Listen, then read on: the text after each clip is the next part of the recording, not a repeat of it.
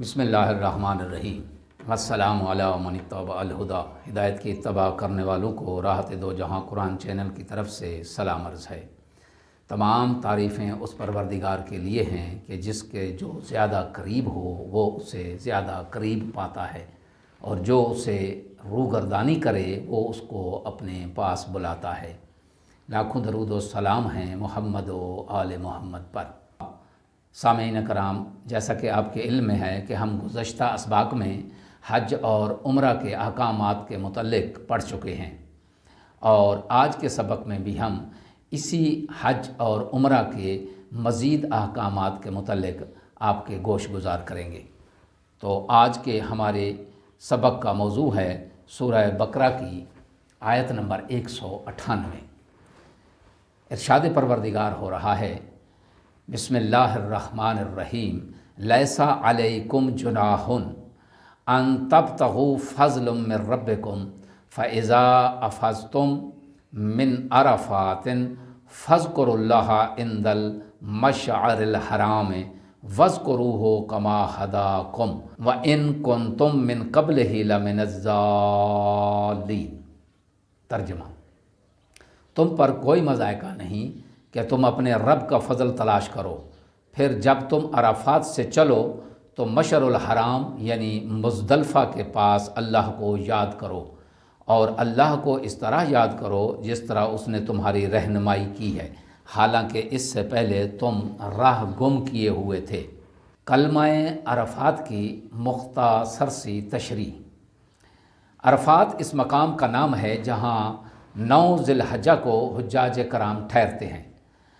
عرفات کی وجہ تسمیہ میں کئی احتمال موجود ہیں۔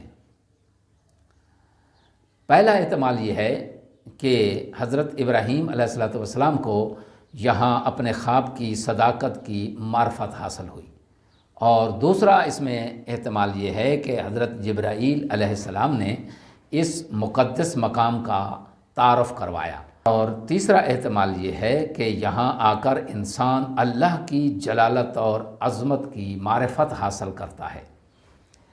آیت کی مختصر سی تفسیر۔ ایام جاہلیت میں عربوں نے حج کو ایک تاجرانہ عمل بنا رکھا تھا۔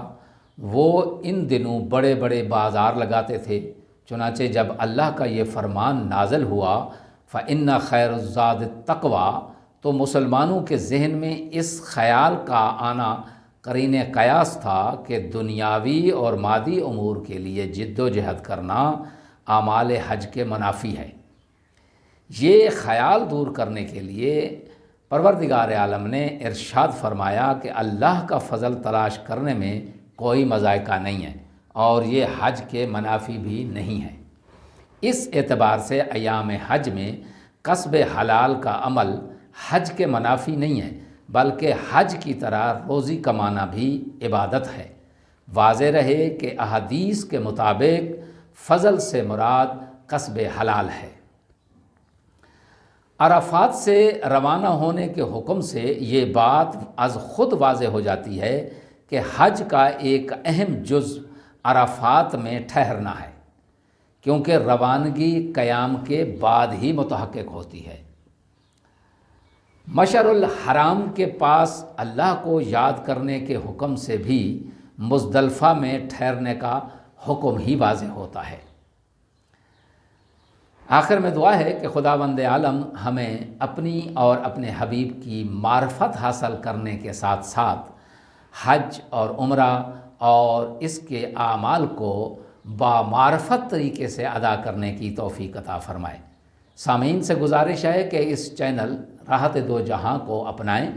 اس میں ہم انشاءاللہ بائے بسم اللہ سے لے کر سین والناس تک ہر ایک آیت کی تلاوت، ترجمہ اور اس کی تفسیر مختصر سے مختصر انداز میں آپ کی خدمت میں پیش کر رہے ہیں، تو آپ سے امید کرتے ہیں کہ آپ اس سے زیادہ استفادہ کریں گے۔ وآخر دعوانا ان الحمد للہ رب العالمین۔